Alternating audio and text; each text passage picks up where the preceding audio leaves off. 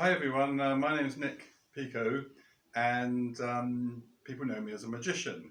And one of the nightmares of being about a magician is someone can ask you to do a trick anywhere at any time, which can be a problem if you're halfway up a mountain in the Alps skiing. Anyway, this is a little trick you can do with a pen. So it's underneath my thumbs, twist my hands round like this, and now you see it's underneath my hands. So you can have a go at doing that as well. Anyway, if you've ever had a dream, then they're normally nice things, but nightmares are not. And more often than not, when I have a nightmare, I go back to sleep and the nightmare recurs, which is very odd because it doesn't seem to happen with dreams. So I just want to show you this little trick with this little figure we've got here. And it's a story about a little boy who loses his head. So we'll just lose his head, and in place of his head, we've got one of these. As Fanny Cradock used to say, here's one I prepared earlier. So one would normally draw a little face on the balloon and a nose if I'm doing a performance. So I've got a little clip here.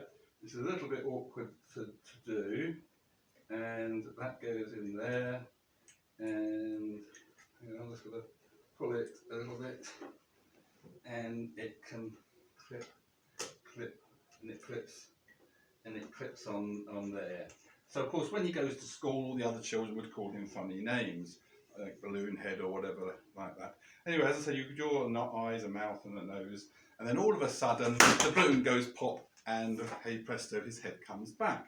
Now why am I showing you this? This is not a nightmare, it's part of one of my dreams. I had a dream, and the dream, well, it seemed to be a dream. I was driving my car and looked into the rear view mirror, and there was a princess. It was Princess Diana, and she was waving goodbye just like that.